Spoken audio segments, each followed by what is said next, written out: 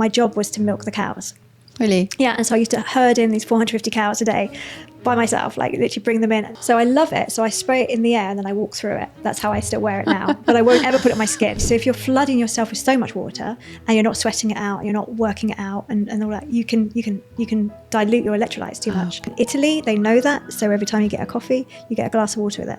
Like everything, it could be a loaded gun, but my lifestyle chooses not to pull the trigger. When we up to about 25, we're growing our length. Yeah. But for the rest of our lives, we are still continuously remodeling our density. I don't like the word boost. We live in a reductionist kind of environment where we want to like appeal for every ill. And it's not just food, it's social media, it's expectations, it's a tough world out there. Welcome to the Visionary podcast, where we discuss science, medicine, physical health, and mental well-being.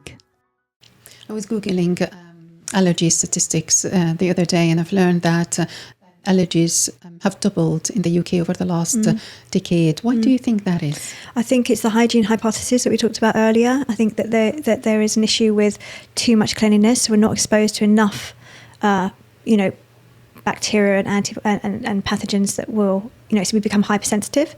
But also leaky gut is also another issue that affects and can bring on an IgA response. And that is where your gut has become, so your gut lining, your mucosal lining of your gut is semi-permeable. It needs to be permeable in order for the nutrients from the internal side of your gut to leak into your bloodstream to give you the nutrition. But you don't want it to be super permeable. You don't want it to be leaking. Because what can happen is then foods that should stay on the inside, or proteins, for example, let's say an egg protein, starts to leak out into the bloodstream.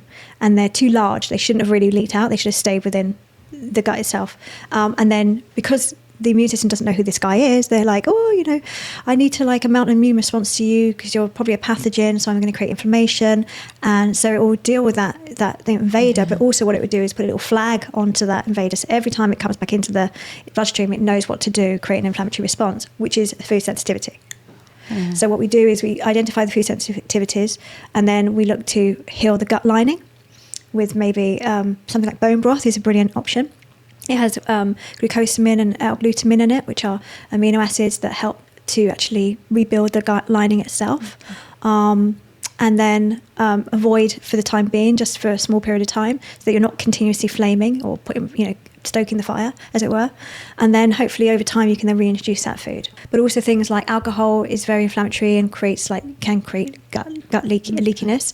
Nurofen is another thing. I mean, if you look at the side effects of Nurofen, it has problems with, it affects stomach lining, and it can affect the gut lining. So, and we pop Nurofen like it's going out of fashion.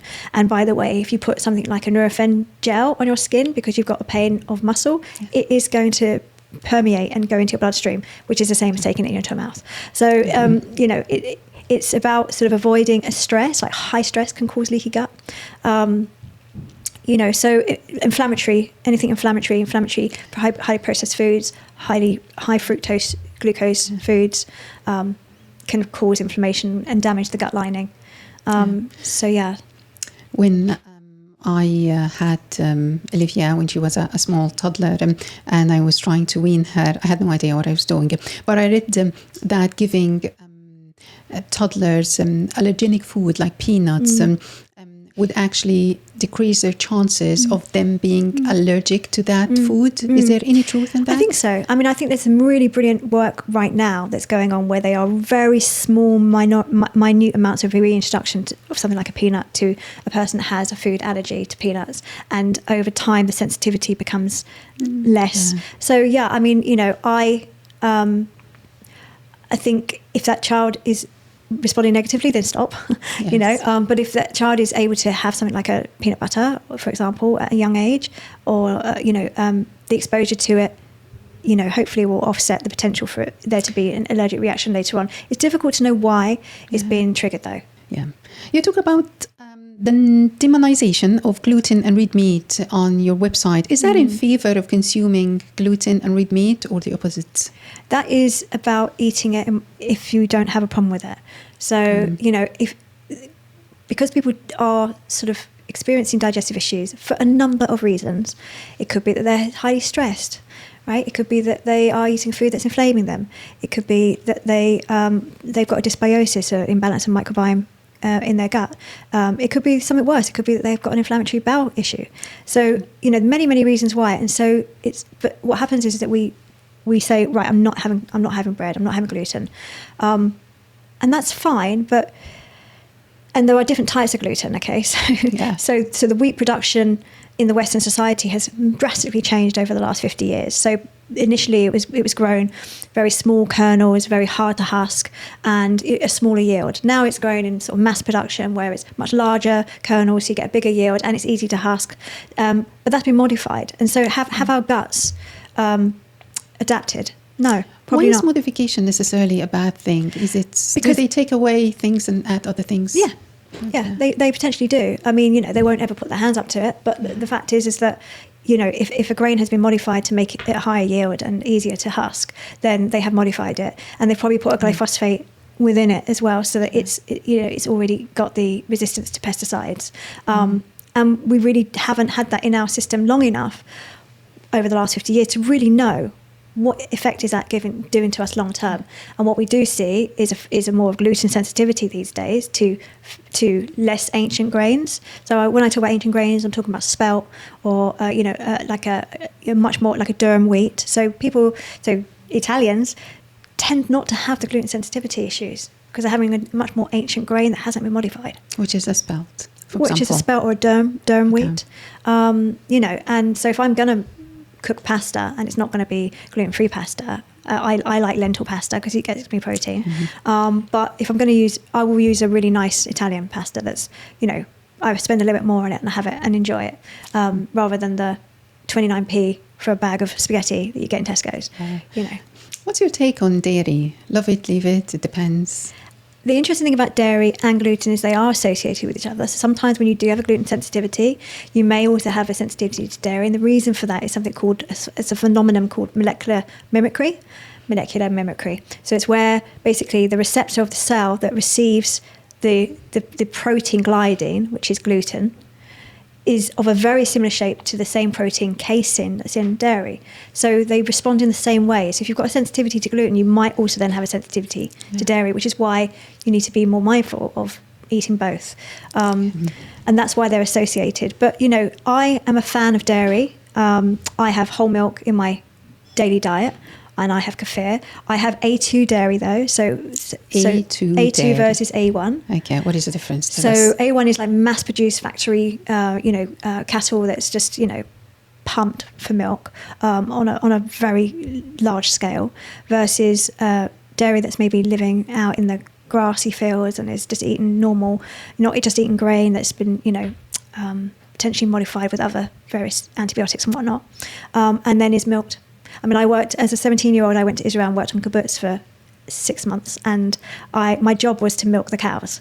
Really? Yeah, and so I used to herd in these 450 cows a day by myself, like literally bring them in and then just have them stack up 25 and just pop the suckers on and milk them all and then herd them back out and bring the next lot in. But and we used to eat used to drink the raw milk, which I would not say eat raw milk. Okay, so there is a thing about raw milk that everyone's like going, oh, you have to be aware that there might be other bacteria and pathogens in that milk that haven't been pasteurized out. Inside the cows? Inside the cows or inside the process of actually extracting the milk. There might be, I used to have, the other thing I used to do is calf. So when I was on the kibbutz, I used to help calf. And so after the cow's calved, you've got the placenta, you've got the membrane that is still hanging from them. And that has all sorts of whatever going on in it. And then I was literally sort of having to guide myself around that to put the suckers on.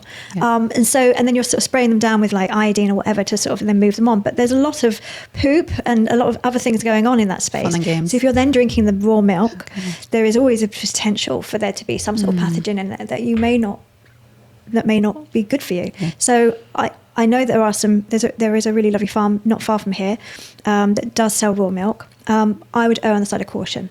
I wouldn't. Well, how about A2 milk? Is that necessarily raw? No. So it would be organic. The one I buy is from Riverford. It's organic. It's it's happy cows that have been living a life out in their fields, grass fed, and then so it's not mass produced. So it just has much more sort of it's just a more natural form, even though it has been pasteurized. It's still so pasteurized. It's a comparison between the A1 and the A2. So A2 is necessarily organic, but not all, how do I say this? Does organic milk necessarily mean A2? No, because you can have organic milk that is still sort of mass-produced. Mass-produced, yeah, because they're fed organic feed, but they're not out eating the cud. And what A2 milk is a bit more like out eating the cud, so you've got just a bit more nutrition in there. Hi, I'm Hella, your host today. If you're enjoying what you see, hitting that lovely subscribe button would mean a lot to us. We may be a small channel now, but with your support, we can build something truly special. Let's take this journey together. Thank you so much for being part of it. Female hormones feel like such a mystery. I have a history of PCOS and infertility. And I imagine it's tricky to know which hormonal imbalance could be managed by nutrition. I would look at just supporting them with maybe some phytoestrogens. So phytoestrogens are estrogens found in plants, in particular seeds, and in particular pumpkin seed, sesame seed, flax seed, and sunflower seed. Yeah. I'm assuming that you test hormones as well, right? I don't test hormones, and for me, I would just focus on making sure they don't have, disruptive hormone disruptors in their diet and in their cosmetics. How would I know? Well, you can actually, there are websites you can go onto where you can, let's say you're using Clarins, for example, you could copy the actual ingredients and then pop it into like a hormone disruptive website, and it will highlight any of the potential ingredients in that product that may have been studied and found to have disruptive aspects to it. Okay. Off the top of your head, what do you remember these websites? Parabens. Oh, parabens. I mean the websites. Could you tell it? I'll have to send it to you. Okay, I can't remember. Yeah, put them in the description. Yeah. I have that one, and I have like a pore clogging website. Okay. Also, so I basically put the ingredients in there and receive feedback. Yeah. Okay. Immediate, so it will just pick up, because also fragrance as well. So fragrance is something I tend to avoid, and I again will be very careful to buy natural parfum, as opposed to, because again, a fragrance can be made up of 2,000 or 3,000 toxins, that you don't even know about. I bought this. I listened years ago to this podcast by this chap who, I think he was working for either Estee Lauder or it was one of those brands, and he was a perfumery, so he produced the perfume. He had one of these like perfume organs. Yes, I think they're called organs anyway. They've got lots of different oils in them, and you find the perfume. And he was working for this sort of big brand. He was on a panel, and they were asking him, what do you think is the next big thing with perfume? And he said, well, to produce perfumes that aren't toxic to a woman. And they literally asked him to leave the stage, and they wrote sort of a whole damning thing about him, and they called him a heretic. Yeah. And then he produced a brand of perfume that he sold at Liberty's, and he actually helped produce Gwyneth Paltrow's Goop perfume brands, but he called his own brand Heretic. Heretic. That's rightly so. Yeah. So is it as potent as like a Coco, a Chanel, which is what I probably would have always worn, or like I've got a Victoria Beckham. It's interesting. I bought a Victoria Beckham perfume for Christmas. I love it, but when I sprayed it on my body, I thought it was clean, and I sprayed it on my body, and it made my neck really itch. Oh. So I love it. So I spray it in the air, and then I walk through it. That's how I still wear it now. But I won't ever put it on my skin. Yeah. Because you don't know what those toxins are. Yeah, you do. And they are hormone disruptive. Absolutely. I mean, when I think of menopause, perimenopause, I call menopause the perfect storm. We will all go through perimenopause and menopause. No one is going to escape that. From a nutritionist's perspective, what should I eat to offset the negative symptoms of perimenopause? I mean, definitely phytoestrogens. So, and you're going to get those from those seeds, but also from like, beans, chickpeas, that type of thing. But also, and I know you don't like cauliflower, but things that are detoxifying. So that you're kind of getting rid of excess build-up of hormones that you don't want. So cruciferous vegetables like cauliflower, broccoli, leeks, that type of thing, they really help with the detoxification pathways of the body. And then lots of hydration. Lots of hydration. Yeah, because people don't drink water. People don't drink water. When I was growing up, it was all about drinking 3 liters a day. But recently, I mean, it feels like everything about food and nutrition we have trends, but recently I've been hearing that only drink when you're thirsty. I think 3 litres sounds like a lot unless you're like properly out in a hot country, and you were. Egypt is a pretty hot country, so I get that. But you need to be careful that too much is too much as well, because you can reduce your electrolyte balance if you have too much fluid. Which That's is what in the water. That's in the body. Oh, okay. That's in the body. So if you're flooding yourself with so much water and you're not sweating it out, you're not working it out, and all that, you can dilute your electrolytes too much and get a problem with that. Which is what happens with marathon runners in London. Sometimes they get electrolyte problems and they collapse and faint and all this sort of stuff. But I would say aim for 2 litres a day. I like to split mine into 4. So I wake up and have water straight away because the brain dehydrates in the night. Yeah. So the first thing I do, and it's interesting when you look at when you see condensation on the inside of the window when you've been sleeping in the winter, that's your hydration. Oh, yeah. So put it back. That's your breath. That's your breath. Okay. So we'll all wake up in a way slightly hydrate that brain. Hydrated. Yes. Just 250 mils glass by your bed. Drink that first thing. Then start your day. And then get your 500 mils in before 9. Get the next 500 in before 12, the next 500 before 3, the next 500 before 7. And then slow down, because you don't want to be getting up at night going for a wee all the time. Yes. And then intermittent, it doesn't have to be water, it can be herbal teas as well. Don't forget that something like a coffee or a tea is a diuretic, which means it will promote water loss, which is why you have a cup of tea and then you get in the car, go 5 minutes down the motorway and then need to stop for a wee. It's promoting water fluid loss. So in Italy, they know that. So every time you get a coffee, you get a glass of water with it. Oh, okay. Because it's replacing the hydrate. Yeah. So can nutrition help with PMS symptoms, premenstrual syndrome? I think if you're balancing your adrenals by balancing your blood sugar roller coaster, then you're going to be in a more measured point in your moods. By how much? Is it preventative or managing? Some people are more prone to it. It's like some people are more prone to like having severe morning sickness, and you don't really know if that's you or not until you're experiencing it. Mm-hmm. So it's, but you're definitely not going to help yourself if you're also then stress eating with sugar foods that are going to release their energy really quickly, spike you up, crash you down, and then your adrenal system's going to come along for the ride. Yeah. Sleep is super important. Rest and recovery for all people, especially women, especially at perimenopausal stage, or especially when they're having their periods or just before their periods. So progesterone really doesn't like to have cortisol flooding the body. So something like working out can be on a less frantic level towards the last week before you think you're going to come on, and more hormone feasting foods that, we want comfort. We want to nurture because we're just about to have a period. And that's out. So let's just try to be intuitive to that a little bit more and actually go, okay, I'm not going to then go and run a marathon that week. Okay. Because otherwise you're going to get more PMS. Okay. So it's like reading the room of your own body and like really saying, okay, like I just need to like map myself out a little bit more. I can have my hard workouts when I'm in my power phases at the beginning of my my period, and maybe towards the middle of my period. But then I'm also going to then taper off the hard work and give myself a bit more nutrition in a more comfort state, sort of post 20 days, so that the ride of the PMS is less. Yeah. On the mention of stress, why do you test stress hormones several times a day?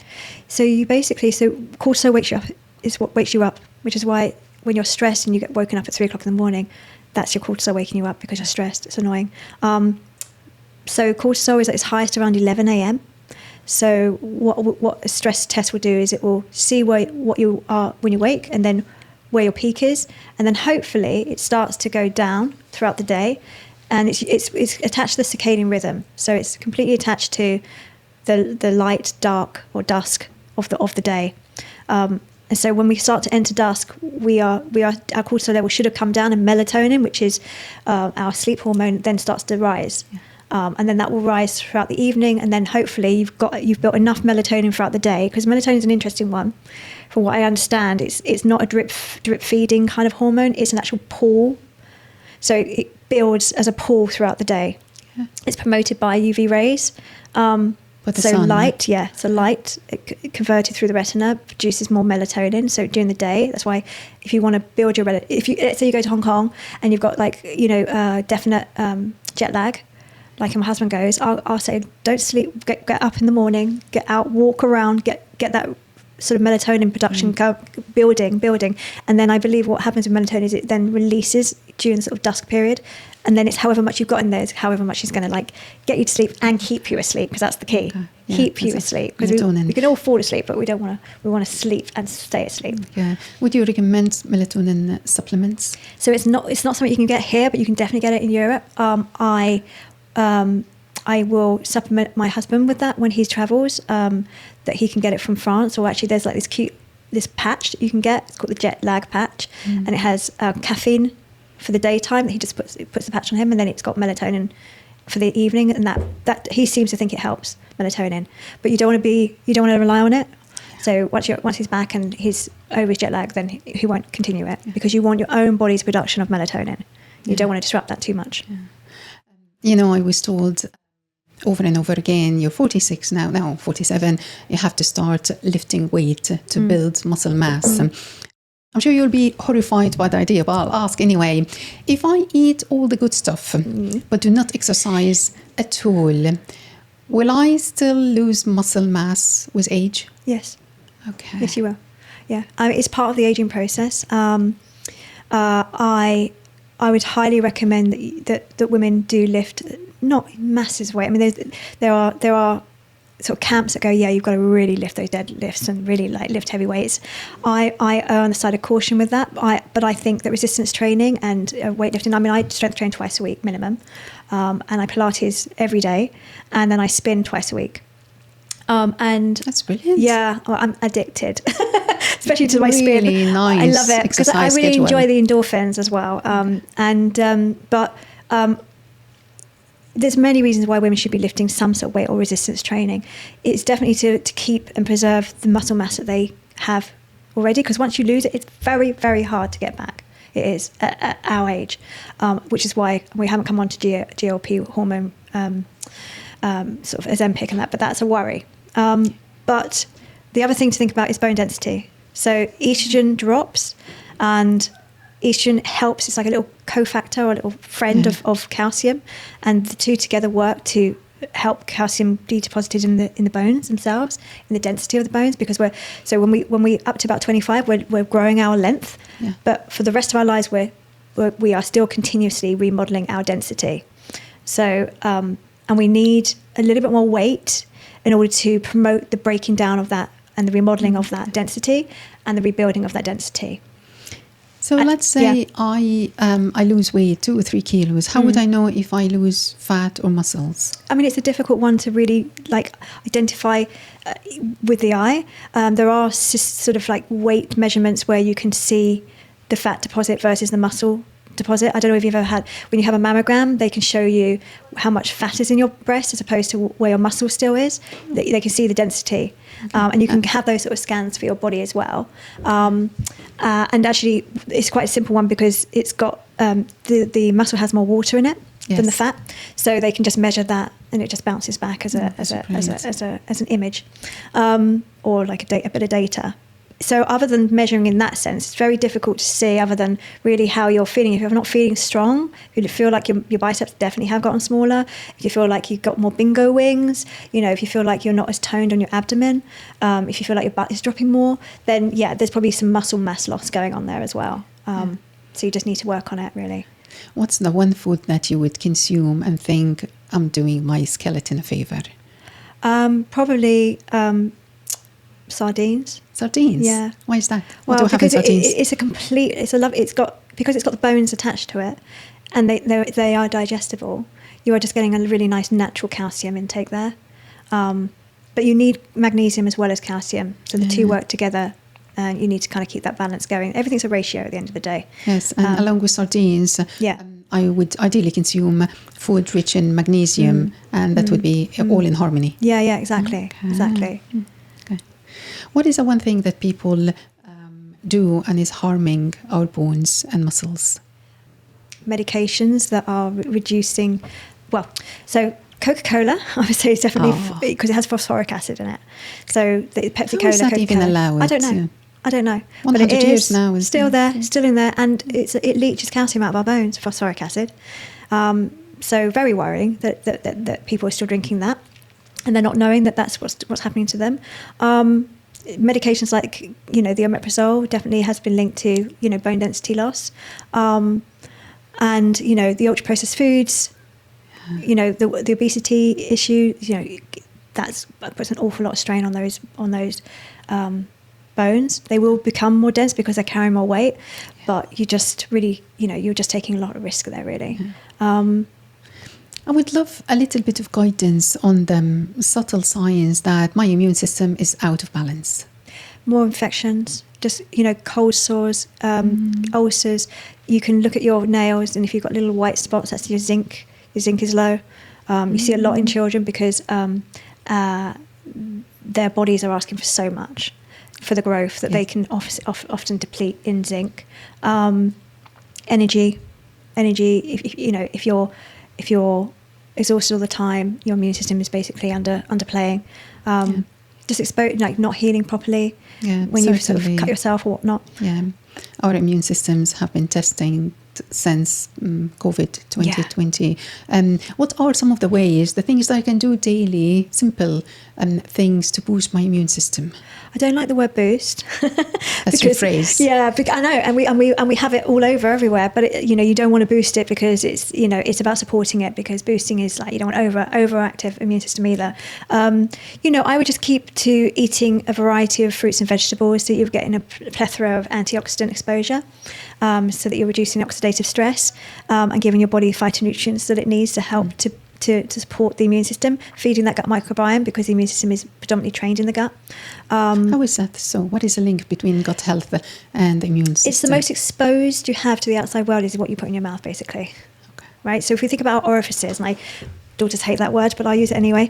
You've got your ears, your nose, your mouth, your anus.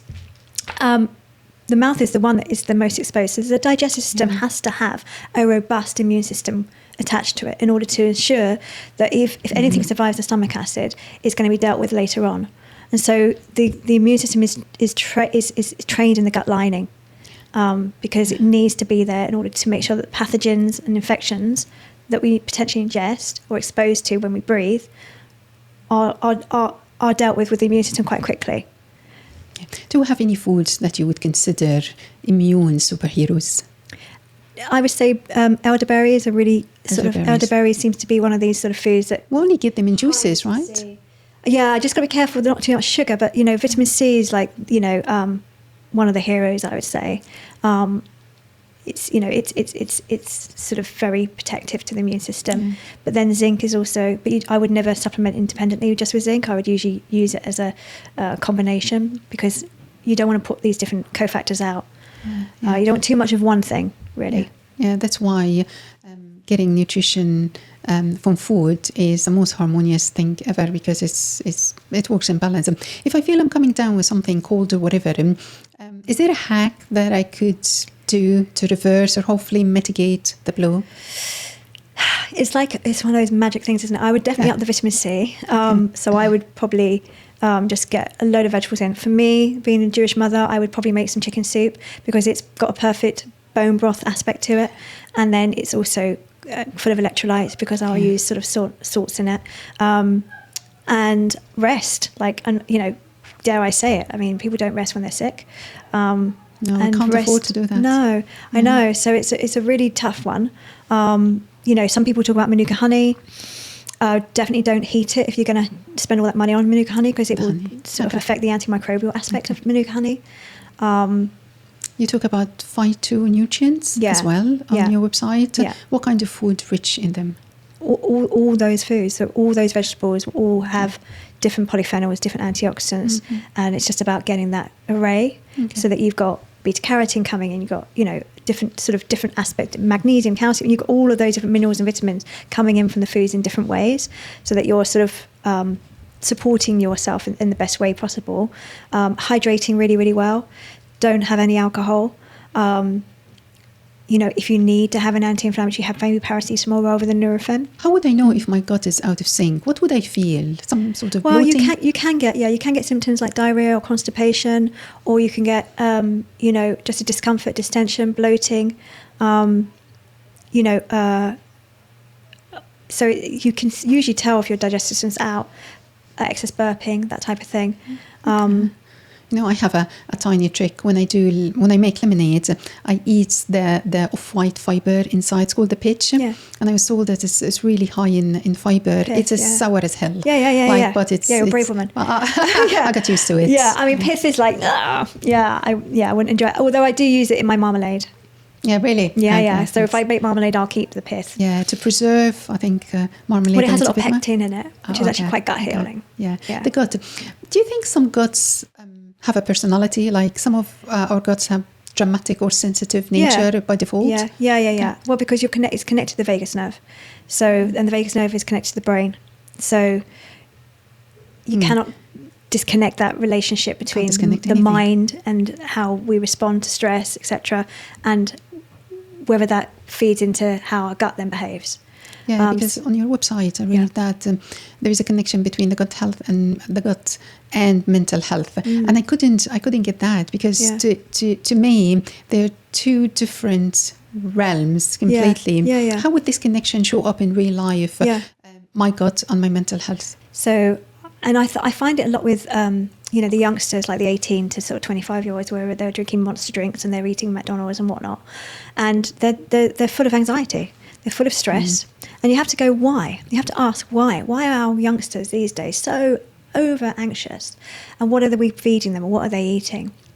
And when you see that they're eating very sort of nutrient barren foods that possibly causing inflammation, and you know that there is a vagus nerve that is connected to the mind, and then they are depressed, you can't not disconnect the two. And it's like with ADHD. So there's a lot of diagnosis of ADHD and autism right now. And again, like there's been studies where they've taken away like the sweet treats and the crisps and all of those kind of foods that these ADHD sufferers have experienced, and their symptoms of mental health stability is massively improved. So there is definitely a gut-brain connection, and I think depression and anxiety is rife right now. And it's not just food, it's social media, it's expectations, it's a tough world out there. It is. But I can't deny that everything's connected and that there will be some influence that the gut will be making on that mental health. Yeah, I think most of us have tired guts, really. We talked about how to heal and maintain the gut. We feel bloated after a medium-sized meal. Is that normal? Yeah, I mean, you have to remember that your stomach is probably like that sort of size for your fist. Okay, my fist. Yeah, now it will stretch. We eat more than that, don't we? We probably eat more than that, so it does stretch. But there is a fermentation process that goes on in the large colon, so there will be a certain amount of gas that's produced, and that will cause bloating. If it's quite high in fermenting sugars, it will produce more gas and might cause a little bit more bloating, a little bit more farting. And as long as it passes, and you wake up the next morning and it's gone down, then it's generally, there can be some portion issues, but a lot of fibre can be too much too. So it's really very individual. You say on your website, it's not what we eat, it's what we absorb. And I found this, it's such a brilliant shift in perspective. So sometimes I can eat the good stuff, but I can't absorb everything. Why would that happen? Just because maybe the bacteria isn't sort of quite balanced, because... So you've got the small intestines and you've got these little villi, these little fingers that run along the inside of your small intestine, and they are helping to pull out. Well, let's start from the beginning. If you're digesting your food properly, you should be sitting down, you should be chewing your food mindfully, because you're breaking it down and you've got these enzymes that are breaking that food down, and then you're crunching it up. That's part of the digestive process. Then you're swallowing it, and then your stomach will then crush it up with a little bit of acid and some digestive enzymes, and then eventually it will become what we call a chyme, which is like a liquid that comes into the small intestine. And these got these little villi that kind of pull out as much of the nutrition they can, and then eventually it will run into the large intestine, where it takes a bit longer, and that's where the microbiome will work on that, whatever's left over, predominantly fibre, pull out as much nutrition, ferment it, turn some of it into short-chain fatty acids, and whatever's left is then bound, and then you poop it out. And that process will take, depending on how, some people it's quite fast, some people it's quite slow, depending on their genetics. So it can take up to 24 hours, what have you. So usually what you poop out today is what you ate yesterday, not what you ate this morning, unless there's an issue. We hope that that's absorbed. We hope that that's absorbed and that you're going to get the most nutrition. if you've got problems with like absorption, like you've got maybe an issue with your villi, maybe you've got some inflammatory bowel issue, then that's going to affect the absorption. If you've got no bowel, so I've got a patient with stoma, and she doesn't have a large intestine. She's reliant purely on her small intestine to do all the nutrient absorption, and it's hard, to prevent her from being malnourished. Okay. I was thinking while you're talking, I see these Instagram posts of influencers like trying to promote green smoothies kind of thing. Is there any value in blending vegetables, or am I better off just cooking them the good old-fashioned way? Well, I mean, I think if you're not having any vegetables and that's the only way you're having vegetables, then yes, there's value. But I think if you're eating, there's a process of the eating where you are knowing you're getting, because that's a process, and you're going to get that leptin, coming in, which is the cessation hormone that says, okay, you've spent 20 minutes chewing your food, swallowing it, and now you're full. And you may not get that so much just by chucking down a quick green smoothie that's got loads of fibre in it. That will make me glowy. Well, yeah, I mean, celery, everyone's on, does a lot of celery juice, and that's fine, but then you've got to have other things as well. You can't just have the celery juice. I think, we live in a reductionist kind of environment where we want to like appeal for every ill, or, this is the only thing that you should be doing. It's the best thing since sliced bread. But, I am of the camp of, balance and moderation, and everything in its right place at its right time. Yeah, that totally shows in your responses. So if my skin is acting out, developing acne and breakouts, is it trying to tell me something? Yeah, it is. I mean, it's probably telling you that you're hormonally imbalanced, possibly. It's possibly telling you that you're maybe having too much sugar. It might be telling you that you're having, a response to something like dairy. You're detoxifying your food slower than normal, so you're getting a backup. You're not hydrating yourself properly. You may be, giving yourself issues with alcohol. That's going to be giving you a breakout, too much sugar. So it will always tell you something, and you just need to listen to your body. It's what we come back to right from the beginning, the intuition. Another health topic, headaches. My mom lived with a permanent headache for her entire life. I don't think she took any painkillers. She just lived with this. And I have friends who would too readily just have a paracetamol. Is nutrition the one thing that they might be overlooking? Yeah, I would say so. I mean, look, so headaches can be for a variety of different reasons, and they definitely can be prompted by things like menopause and hormonal imbalance, and that is a hormonal issue. But hydration is massively important, and we don't drink enough fluids, and we just become dehydrated, and that can affect brain health. But also things like magnesium. So if we're lacking in magnesium, which if you're having like a non-organic, low sort of fibre diet, then you're definitely going to be having a magnesium deficiency. And magnesium helps to relax muscles, helps to relax the body. And if you're quite tense, you're just not relaxing, and then you haven't got the magnesium to help you relax, and that can also affect migraines. Yeah. What should I avoid if I'm prone to migraines? Alcohol. Alcohol, because you just really don't want to be dehydrating yourself, and you don't want to be having to have your liver work on detoxifying in alcohol. And, actually the other thing is histamines, foods high in histamines, because histamine can also prompt a migraine or headache to occur. What kind of food? So histamine foods would be things, histamine's in all foods. So number one is the histamine builds up within a food package. So let's say you're buying some smoked salmon or what have you, and it's in a package. The plastic itself, underneath that plastic layer, histamine will be building up. So whenever I have that kind of fish, and I haven't bought it from a fishmonger's, I'll open the plastic up and leave it out for 20 minutes just to help the fish release the histamine buildup. Okay, that's a good hack. Yeah, I mean, ideally buy your food fresh, like from a fishmonger's or from a butcher's, so you don't have that build up in the first place. Okay, because everything comes packaged, wrapped in plastic. Yeah. Okay. And then things like aged cheese is very high in histamine. Okay. Like foods that got nitrates in them, like chorizo and parma ham, and not so much parma ham so much. It depends on where you're buying it and what you're buying, but like hams that have got added nitrates can produce and promote migraines. We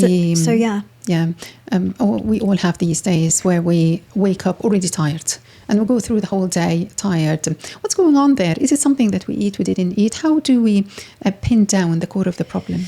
I mean, depending on how you've slept, because we don't, unless you're tracking yourself, you won't really know whether or not you've slept properly, because we need. How would I track myself? Well, using an aura. or like a Fitbit or something like that, an Apple Watch. You have these 90-minute cycles that you go through. You should have about five cycles in a sleep, and they will consist of light sleep, deep sleep, REM sleep, and you really need to kind of like make sure you've had that adequate sleep to be rested. That's number one. Managing the cortisol levels is number two, because you need to make sure that your melatonin is coming in and that your cortisol has come down throughout the day, so that you're not disrupting and you're not having cortisol waking up in the middle of the night. Also, balancing your blood sugar levels throughout the day, because if you've got a crash happening in the middle of the night, that will wake you up. If you've had alcohol, the liver likes to detox between 1 and 3 a.m, so that will wake you up. 3 a.m? Yeah. That's root timing. Every single time. Thyroid, check your thyroid, make sure that your thyroid is functioning properly. So we look at TSH levels, T4, T3. T3 isn't gold standard for NHS, so you'd have to look at that and see if we get a proper test for that. So fatigue is a big thing. And then, just mental health as well. I think, if you're worrying about stuff, then you're probably not going to be rested and you're going to be feeling quite...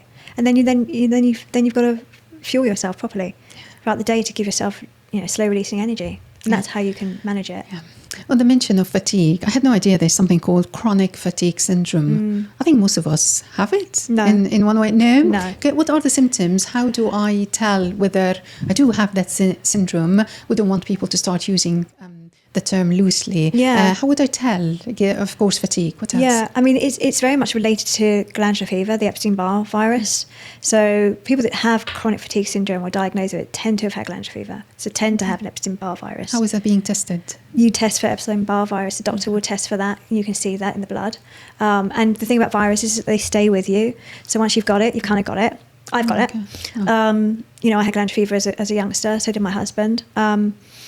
But, like everything, it could be a loaded gun, but, my lifestyle chooses not to pull the trigger. So then you've got chronic fatigue where often it will come with some sort of maybe fibromyalgia sometimes, or just literally just not wanting to get out of bed, exhausted, depressive behaviour. So it's quite a serious disorder actually, or disease, chronic fatigue syndrome. Relative to energy levels, is caffeine a friend or a foe? I think people are very much over-reliant on it. I think in moderation, it's fine. One maybe coffee caffeinated beverage a day. Tea is less. I'm a big matcha fan, so I drink matcha a lot, although I haven't had one today. I think if you're starting to become reliant on caffeine and you're having it after 12 o'clock or 1 o'clock in the day, then that's an issue because caffeine has a half-life. So yeah, so if you have let's say you have your last coffee at 12, then at 6 p.m. you've still got it's a six hour half-life. So it's like having a cup of coffee, half a cup of coffee at 6 p.m. So that's how many fine. hours does it stay in my bloodstream? So it will stay in total for the 12 hours. So it's fine if you've had it at 12 and then you've got a half-life at 6. But if you're having it, like we go out for dinner and then people have coffee, and then that's devastating. Yeah. So, or they have it. Maybe they have their coffee, their last coffee at 3 o'clock in the afternoon or 4 o'clock in the afternoon. You've still got half a life at 10 o'clock at night. It's like having half a cup of coffee at 10, which you wouldn't normally do. No, but you don't realise you're doing it. Okay. But what's the food that would mercilessly zaps our energy during the day?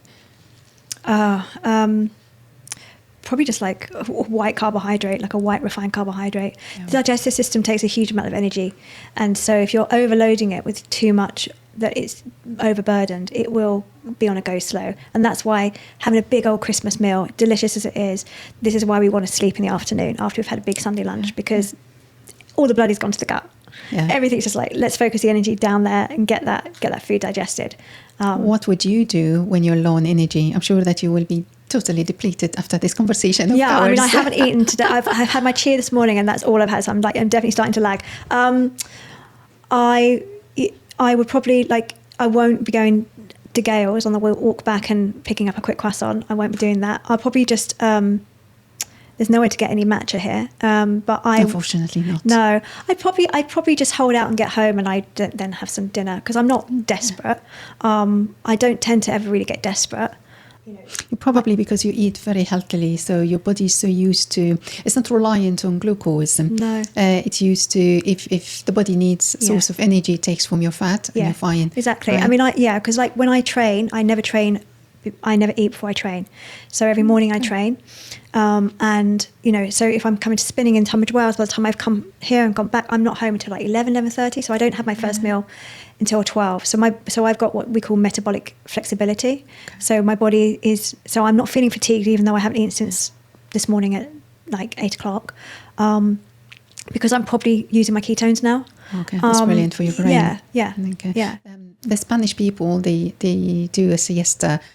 I know if I have any break or if I doze off for 20 minutes only during the day, I will never sleep at night. Yeah.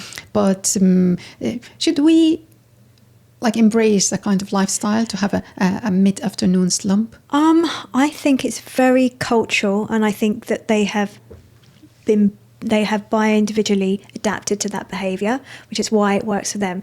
If I was in Palma a couple of weeks ago, and I know that we were still booking our dinners at 7 o'clock and being done by like 8:30, 9 o'clock, thank you very much, because I don't like to digest food too late. But then everybody starts coming into the restaurants at that time, 9 o'clock, 10 o'clock, and you think, wow, how can they manage all of that? Yeah. But they've adapted, and that works for them, and that's how they thrive. I don't think it's something that I would tend to embrace. I don't think it would work very well for me personally. But it's like what Darwin says.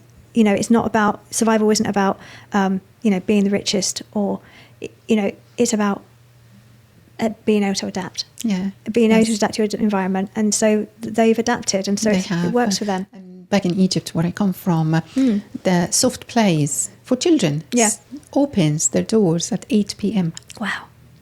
Okay, by 8 p.m., myself and my child would be feet up, asleep in bed. Yeah. I mean, I'm a morning person, definitely. So I would tend to be up. I mean, I was up at my husband's off at work at 5:30 every morning when he's in London, and so I'm awake. I love the morning. I like the birds, but by 10 o'clock I'm in bed.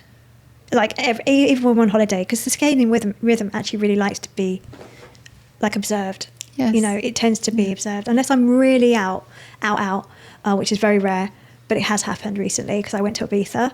But I tend to really observe my own circadian rhythm, because, and I'm a bit of a stickler. I if I'm going to have any alcoholic drink, I'll have it during the day, never at night. Really, I don't want anything to disrupt my sleep. I like my sleep. Yeah, especially us. We're so delicate. We are, but you know what? We're so marketed. Like trying to buy like a birthday card for like a girlfriend at 50, what have you. It's Prosecco this, Prosecco that. It's like it's hammered down, and it's just marketed so much that it's still not a norm to like not drink alcohol, or to be very mindful about the amount you take in. Yeah.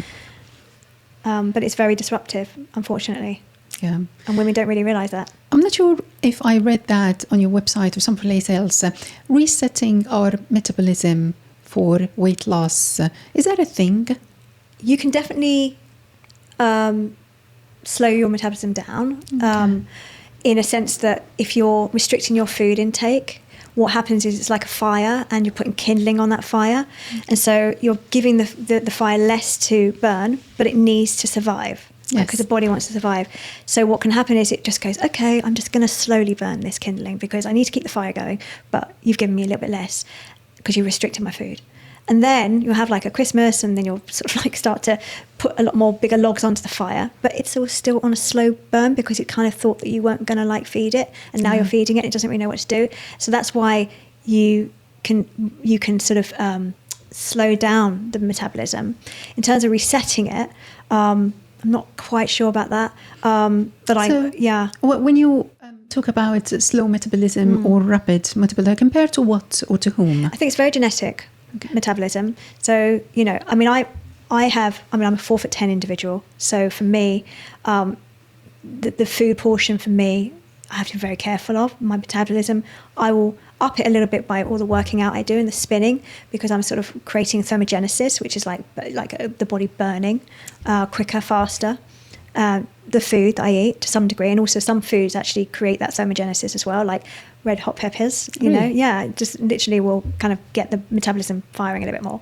But I wouldn't say there's one hack or, one specific way to reset. I think it's just a combination of, making sure that you're moving more, because I think that's definitely part of the metabolism sort of functioning. and making sure that you don't restrict too hard your food, so that you're not going to slow things down really. Why do some people lose weight easily while others struggle? Is it just a matter of willpower? Because they're horrible and they don't like me. No, I'm joking. No, they. I think genetically is one thing, but also.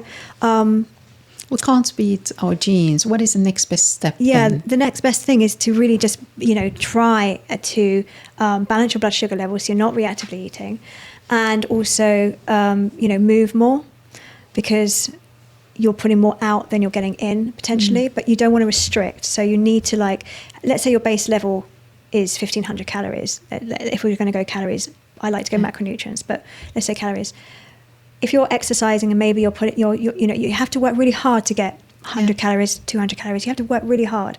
But if you can create a deficit where you have some sort of calorie deficit, but you're not restricting your calories, so you're still having your 1,500 calories a day, but your output is maybe 1,800 calories, then you've got a deficit. And that's when you can start to shift the dial slowly, very slowly. And you don't want to be restrictive too quickly, and you don't want to lose weight too quickly either, because you can't sustain it. And usually you need a weight loss of around 3 months before your body starts to what we call reset a little bit, because you have a set point. A set point. Yeah, so you have a set point of weight where your body basically is happy to thrive and survive. And that does shift as we get older, because metabolism, there's a big debate about, does metabolism slow down when we're getting older, whether or not it's just our behaviour that slows down. Yeah, I remember the good old days in my 20s, walking out every day. I don't do that now. Yeah, so it's a really difficult one to know what is the reason why we put on weight as we age, or to some degree, predominantly women. We slow down a little bit, don't we? So maybe so I probably work out less now than I used to, but I still work out 5 to 6 days a week and I also walk in the woods every day. But my set point, unless I think about really mindfully my intake of my food, I won't lose weight. Even though my diet is brilliant, even though I work out, I have to really be mindful that I'm keeping my macronutrients up, and then creating a little deficit. A little calorie deficit. A little calorie deficit. So you still think that the calorie thing has its place? It's not detrimental, but we need to be conscious. A little bit conscious of it. I think really with weight loss, it's a really difficult one, because it's so personalised. Some people, but just for the nature of their diet being so horrendous, just changing it, that's enough to lose weight. Because they're suddenly not having ultra processed foods, and they're suddenly just eating a lot more, and they're maybe just drinking water more, and all the hunger cues have sort of calmed down. But if you've got someone who's got and I love these patients, because I'll get patients in that their diet's perfect, they haven't lost any weight for months, and you just have to really work on, we just need to make sure that the calories out are just a minor bit more than the calories in. This is the problem that I have. It's hard. You're just describing my case. Yeah. I do yo-yo diet. I gain weight and I lose the weight. I gain weight. I lose the weight. And I know 100% that I don't get to that shape or weight that I want without exercise, without some sort of calorie consideration. Yes, I have how I think it's a perfect diet, but I do overeat. Right. There is emotional eating. I eat when I'm bored. I eat when I'm tired. I eat when I'm don't have enough things to do. I eat when I'm close to the fridge. Also, eating. That's why I yo-yo dieting. Being mindful of the portions. I think definitely be mindful of the portions. I mean. Maybe are you sitting down when you're eating? Not always, absolutely not. So you really need to sit down. You really need to sit down, because you're just not getting those cues. Okay. The vagus nerve is not relaxed enough. You're not in rest and digest in order to get those signals that you're full. Leptin is ghrelin and leptin are these hugely important hormones, and they are, they're produced in the stomach, but they need to be. They have a gut-brain connection to them, and because they're connected to, I think it's the amygdala, which is a little part in the brain, in the hypothalamus, that sends those signals that you're full. Yeah. But you only get that full when you get the cessation from the actual mindful moment of eating. Okay. Being settled, just sit you really down should sit down and just slow down and just digest allow your body to digest. Yeah, I think we touched on the carnivore diet when you rolled your eyes a little bit. So I secretly admire those who stick to something so intense. That's even too much for me. I think it's a bit rigid. Yeah, I mean, very rigid. I'm, you know how I feel about fibre. I think fibre is, offers you so many different health support aspects. So It must be severely deficient in magnesium if they only eat meat. I mean, I wouldn't want to know what their stool looks like. I mean, seriously. Yeah, some advocates is Canadian psychologist Jordan Peterson and his daughter, but they do have a number of autoimmune diseases, and they eliminated one type of food after the others and ended up with a carnivore diet, only meat, and they survived on eat without any symptoms. Well, that must be the absolute exception. Yeah, I mean, it's N equals 1, basically. So it's like an anecdotal success story, but we can't go on that as like a gospel. I think it's unfortunate that people do, and they jump on bandwagons of fad diets. But I think, for me, it's about moderation, really, and balance. I don't think that's very balanced. Yeah. Do you ever get a nutrition fatigue? Like, oh, come on, more vegetables? Not really. Yeah. No, not really. I never knew that I was going to be so into sort of being a nutritionist. I studied it as an English degree in education at university, and I actually was in IT training for Morgan Stanley, and then I moved to New York, and then I kind of got into matcha, and I got into alternative therapies because I was like, I actually had some acupuncture because one of my second daughter was breached, and the acupuncture completely worked, and she turned, and so I kind of got very into sort of nutrition really in New York, and out of the challenges that you had in life.